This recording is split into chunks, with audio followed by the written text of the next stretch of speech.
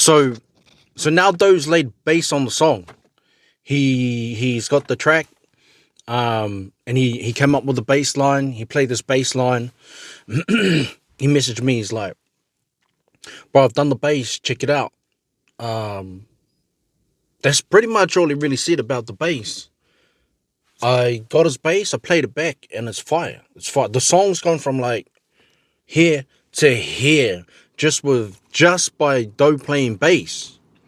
So now I've got to focus the song and sit there and listen to the bass in context of the whole track and figure out where do we go to from here. And it became apparent that the drums that are in this track that Codes had, which is just a demo, by the way, so it's okay that some parts don't really fit, because that's our job as producers. We got to make it work. And so those hit me with the bass. I'm listening to it. I'm like, man, this bass is fire. And what Doe's done, like, as a bass player, it's mean. Like, you listen to the little things that are going on with his bass, and I'm like, how do you do that? If I was to try and do that, this is something important as a producer, and this is why it's good that Codes has got Doe on board. As a producer, we need to put forward the best possible solutions. Now, if I was trying to play bass on that track, I couldn't achieve what Doe has achieved. I might be something like really mediocre, but what Doe's brought is a professional level of bass to the track. And another important thing that's really good to know is, as a session muso or someone that's supplying services to a project, Doe's bass, this is really important. His bass comes in, the tone is on point, and the playing, the timing and everything is immaculate. I don't have to do anything to the bass. As a producer that's helping everybody downstream, the mix engineer, it takes a massive load off of the project by having someone that can supply bass to a professional standard, and it's impeccable. If you've ever mixed a record or you've been involved with projects like this, the low end of a song, when you're listening to it back, if you have to work on the low end real hard in the mix stage, the production stage, anywhere along the journey, the bass can actually, it's real easy to mess up if you have to tweak it. It's really, really easy to mess up.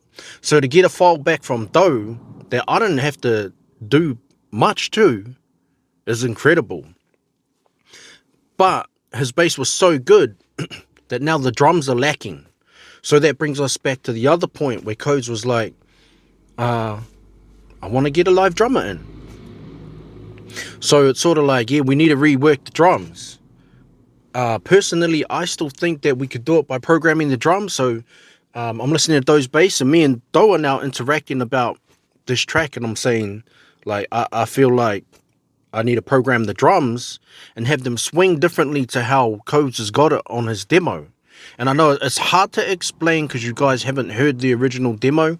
I've still got to hit up Codes and see if it's okay for me to include some sound samples in this vlog or whatever, because I want you guys to hear like how it began and how it's progressed. But what I can tell you now is, after Doe touched it, super dope. Drums need to be reprogrammed.